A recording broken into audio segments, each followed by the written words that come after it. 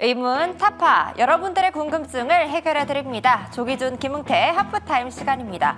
그동안 매니저님들과 직접 소통하고 싶은데 못하셔서 답답하신 분들 많으셨죠? 저희가 해결해드리도록 하겠습니다. 지금 유튜브로 주신 댓글들을 모아서 매니저님들께 전달해드리고 있는데요. 오늘도 굉장히 많은 질문 주셨습니다. 감사합니다. 내일도 많은 관심 부탁드릴게요. 자, 그렇다면 오늘의 의문점 바로 짚어보도록 하겠습니다. 첫 번째 질문입니다. 중국, 돈 푼다고 침체 벗어날까라는 질문을 주셨습니다. 지금 중국이 심각한 경기 침체 우려에 안 되겠다 싶어서 인민은행이 190조 규모의 경기 부양책을 내놨습니다. 그런데 이렇게 유동성을 공급한다고 해서 과연 침체 위기가 벗어날 수 있을까 궁금하신 분들이 있을 것 같아요. 한번 매니저님들께 고견 여쭙도록 하겠습니다. 감사합니다. 자, 두 번째 질문입니다. 조기준, 김웅태 매니저의 중국 관련주 탑픽은 되어 있습니다. 그렇다면 이 연장선상에서 우리는 어떤 기업을 편승을 해서 기회를 잡아야 될지 하겠죠. 그렇다면 어떤 기업이 좀 탑픽으로 선정될지도 한번 만나보도록 하겠습니다. 어떤 대답을 주실지 궁금해지는데요. 바로 한번 만나보도록 하겠습니다. 매니저님 나와주세요. 네, 먼저 궁금증 해결 그 답을 들어봐야 될 것 같은데요. MBN골드의 김흥태 그리고 조기준 매니저를 직접 만나서 여러분들이 남긴 궁금증에 대한 답변을 지금 이 시간 실시간으로 한번 들어보겠습니다. 두 분 바로 만나보죠. 안녕하세요. 네, 안녕하세요. 네, 반갑습니다. 자, 금쪽 같은 내 종목도 지켜야 되고요. 포트폴리오 또 탄탄하게 할 수 있는 시간이고요. 궁금증도 타파해 봅니다. 앞서서도 내용을 보셨는데요. 좀처럼 경제 둔화에서 회복하지 못하고 있는 중국이 꾸준히 지준율을 내리다가 이번에 좀 대폭 내리겠다. 유동성 공급에 대한 계획을 내놨습니다. 근데 여기서 나온 시청자들의 궁금증은요. 돈 푼다고 뭐가 달라질까요? 라는 거예요. 믿음이 좀 줄어들어서 그런 게 아닐까라는 생각도 드는데 흥태 매니저님 생각은 좀 어떠세요? 사실 과거에 지준율을 내렸음에도 효과가 없으니까 이번에 또 이렇게 내리겠다 한 거 아닌가요? 네, 맞습니다. 일단은 뭐 금리를 내리면서 그와의 반사익으로 수혜받는 기업들이 많았고 또 오히려 그것 때문에 또 미국에서도 금리를 먼저 내렸기 때문에 미국 시장도 좋고 국내 시장도 오늘은 좀 상승폭을 상향하고 있는 모습을 보이는 게 있습니다. 하지만 이렇게 경기 침체가 쉽게 벗어날 수 있을까라는 의문을 던진다라고 하면은 이거는 단기적으로서 조금 더 그 해답을 좀 벗어나기 위한 일시적인 효과적인 현상이지 않을까라고 보고 있고요.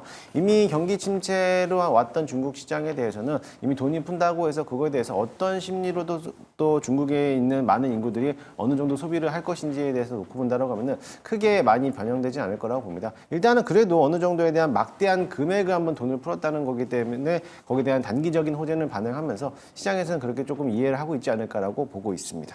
그러면 좀 결론적으로 말을 하면 침체 벗어날 수 있다는 거예요? 없다는 거예요? 저는 사실상 불가능하지 않을까. 한번 경기 침체가 온 거에는 쉽게 벗어나기 힘들기 네. 때문에 이미 한번 미국 시장도 마찬가지로 그만큼 돼서 인프라적인 문제가 많았기 때문에 그거를 거의 2년 반 동안 또 끌고 왔거든요. 그런데 이게 중국이 단순히 돈을 푼다고 해서 이게 단기적으로 해결한다라고 하면은 경기 침체라는 말이 또 쉽게 사그라들지 않을 거기 때문에 저는 이게 일시적 현상이다라고만 좀 받아들이면 좋을 것 같습니다. 일시적 현상이다. 그러면 관련주들의 오늘 움직임은 어떨지 그 답변도 참 기다려지게 되는데 잠시 후에 이야기 좀 들어보겠고요. 조기준 매니저님은 이번 돈 푼다고 좀 침체에 벗어날 수 있을지에 대한 의견 어떠세요? 일단 뭐 공산당이니까 네. 이제 일당 독재이기 때문에 이제 영내포 금리도 그렇고 20bp를 인하를 하는데 중요한 거는 지금 현재 이제 이게 미국 시장에서 빅컷이 나왔기 때문에 가능하지 않나. 왜냐하면 미국이 지금 이제 5%의 금리에서 지금 중국 시장의 뭐 1.7 뭐 금리를 보면 그 차이가 높기 때문에 금리 인하를 할 수 없었는데 미국에서 50bp의 금리 인하를 함으로써 이제 여기도 어느 정도 숨통이 트이면서 그동안 그전에는 이제 공동 부유 서로 잘 살고 그다음에 대기업에 대해서 굉장히 규제를 많이 했었거든요. 근데 그렇다고 하면 이제 경기 부양을 위해서 열심히 힘쓰겠다라는 측면으로 바뀌었고 또 하나가 지금 현재 이렇게 금리 인하를 하고 있고 또 하나 지금 현재 이제 자금을 190조를 푼다고 하면 이제 여기는 내수가 가능한 나라입니다. 우리나라는 내수로서는 이제 살 수가 없는데 지금 현재 경제 규모로 봤을 때 10억 인구가 이렇게 금리 20bp를 인하함으로써 어느 정도 이제 숨통이 트이고 경제 성장률이 물론 5%는 달성할 수 없을 겁니다. 네. 그렇지만은 중요한 게 선진국이 뭐 1, 2%, 2, 3%도 안 되는 상황에서 3%에서 4% 정도의 그 GDP 성장률만 가지고도 충분히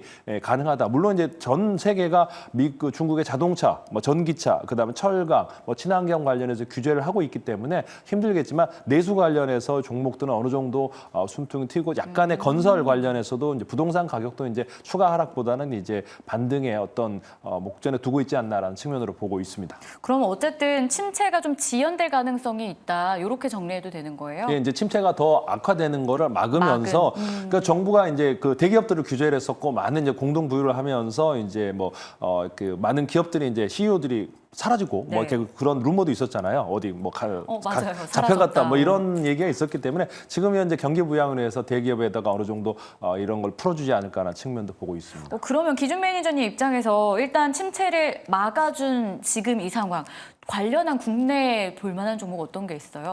섹터로 알려주셔도 좋고요. 섹터로 본다 그러면 일단 가장 중요한 게 이제 중국 관련 오늘 그러니까 상한가를 친 이제 중국 관련 주들이 가장 빠르게 이제 상한가를 치고 있고 단기적으로 네. 그 다음에 또 하나가 단기적으로 화장품 중국 관련해서 화장품 주들이 지금 이제 강하게 올라가고 있는데 결국은 이제 단기적으로 이제 오늘 내일까지 다 움직일 가능성이 높지만 이제 중장기적으로 보면 이제 철강, 화학, 건설 기계가 이제 이번 달 말까지 뭐 그렇게까지 뭐 쭉 가는 건 아니고 그래도 한 1, 2주 정도는 상승 흐름, 그러니까 저점을 찍고 올라갈 수 있는 종목들이 철강, 화학, 건설, 기계 쪽으로 보시면 좋을 것 같습니다. 철강, 화학, 건설, 기계 어쨌든 연결고리가 좀 있는 섹터들이죠. 이게 중국하고 관련해서 국내 수혜주가 될 가능성이 높다라고 꼽아주셨고 흥태 매니저님도 궁금합니다.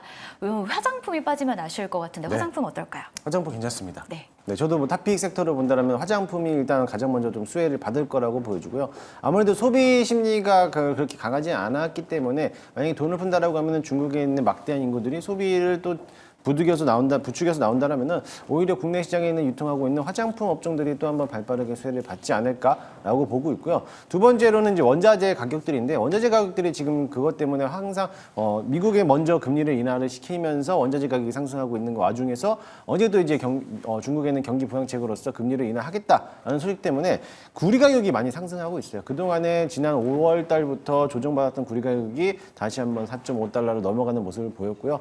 그뿐만 아니라 철강 업종도 마찬가지로 이렇게 원자재 가격들이 상승함에 따라 가지고 앞서 우리 조기주 매니저님께서 말씀하셨던 건설 업종들도 다시 한번 호황이 나타날 수 있다. 그래서 이게 장기적인 측면을 보기보다는 단발성 이슈이기 때문에 한번 뭐 저도 한 1, 2주 정도는 상승하겠지만은 일단 건설 기기 업종들은 이미 한번 우크라이나 재건에 대한 모멘텀도 남아있기 때문에 그와 같이 연계해서 본다라고 하면은 오히려 좀 더 호재가 좀 더 길게 가지 않을까라고 보고 있습니다. 한 개만 더 봐주세요. 포스코홀딩스가 철강 대표주자인데 네. 밸류업에서 빠졌기 때문에 하락하는 걸까요? 오늘 사실 오른다면요 철강 대표주로 오를 법도 한데.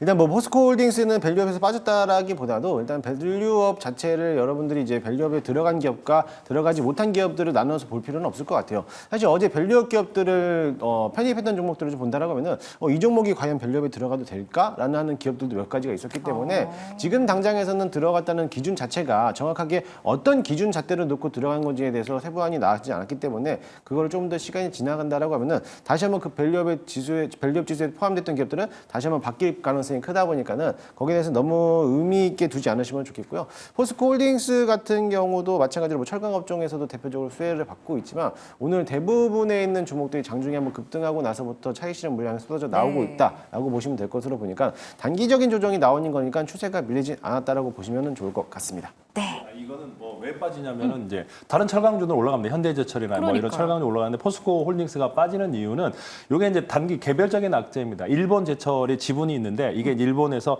US 스틸을 인수하기 위해서 전량 가지고 있는 걸 팔겠다라고 하면서 빠졌는데 뭐 그게 이제 시장에서 내놓을 것 같지는 않고 블록딜 형태로 하겠지만은 이제 외국계가 사거든요. 현재 29% 외국인이 들고 있는데 다른 외국인 사가든 또 국내 기업이 사가든 아마 그렇게 수급 변화가 있을 거기 때문에 단기적인 악재로 해서 하락하고 있다라고 보셔도 좋을 것 같습니다.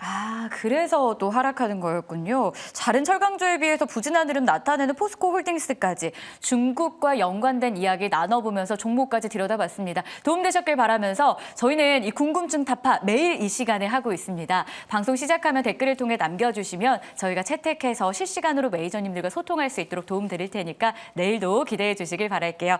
자, 그러면 의문주문 1차적으로 해결해봤고요. 본격적으로 종목 이야기 들어가 봐야겠죠. 김흥태 매니저의 공략주부터 연결되겠습니다.